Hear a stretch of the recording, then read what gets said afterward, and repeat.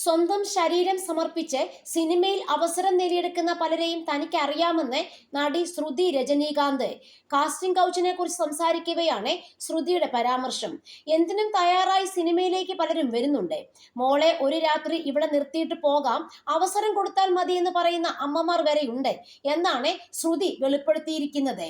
പെൺകുട്ടികളുടെ അമ്മമാർ തന്നെ ചെന്ന് മോളെ ഒരു രാത്രി ഇവിടെ നിർത്തിയിട്ട് പോകാം, അവസരം കൊടുത്താൽ മതി എന്ന് പറയുന്നുണ്ട്. എനിക്ക് വ്യക്തിപരമായി അറിയുന്ന കേസുകളുമുണ്ട്, അത് ഞാൻ പറഞ്ഞിട്ടുള്ളതാണ്.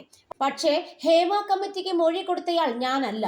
ഇപ്പോഴും നടക്കുന്നുണ്ട്, എനിക്കറിയാം. എൻ്റെ പക്കൽ തെളിവുകളുമുണ്ട്, എനിക്ക് അനുഭവങ്ങളും ഉണ്ടായിട്ടുമുണ്ട്. പണ്ടൊക്കെ ഇവരോട് തിരിച്ചു പറയണം എന്ന് തോന്നിയിരുന്നു, പക്ഷേ ഒരു കാര്യവുമില്ല. വെറുതെ നമ്മുടെ പേരും കൂടെ ചീത്തയാക്കാമെന്ന് മാത്രം. അവർ കൗണ്ടർ അറ്റാക്ക് ചെയ്യാൻ വായിൽ വരുന്നത് പറയും. ഒന്നാമത്തെ കാര്യം, പെണ്ണുങ്ങൾ കൂടെ വിചാരിക്കണം. ആണുങ്ങളെ മാത്രം കുറ്റം പറഞ്ഞിട്ട് കാര്യമില്ല. അങ്ങോട്ട് ചെന്ന് ഞങ്ങൾ ഓക്കെയാണ് എന്ന് പറയുന്ന ഒരു കൂട്ടം ഉള്ളപ്പോൾ നമ്മൾ ഇവിടെ കിടന്ന് എത്ര ഘോരം പ്രസംഗിച്ചിട്ടും കാര്യമില്ല. സമയം കളയലാണ്. എന്നെ സമീപിക്കുമ്പോൾ സിനിമയിൽ അവസരം തന്നില്ലെങ്കിലും കുഴപ്പമില്ലെന്ന് പറയും. എൻ്റെ ശരീരം സാക്രിഫൈസ് ചെയ്ത് അവസരം കിട്ടിയെന്ന് തന്നെ വെക്കുക. അതിലെനിക്ക് എന്ത് ആസ്വാദനമാണ് കണ്ടെത്താനാവുക? എനിക്ക് എന്ത് അർഹതയാണുള്ളത്? എത്ര നാൾ മുന്നോട്ട് പോകും?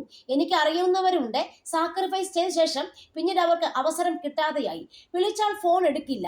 അങ്ങനെ അവസരം കിട്ടി ഒരു പൊസിഷനിൽ എത്തിയെന്ന് കരുതുക. ഒരു രാത്രിയെങ്കിലും കുറ്റബോധമില്ലാതെ കിടന്നുറങ്ങാൻ പറ്റുമോ?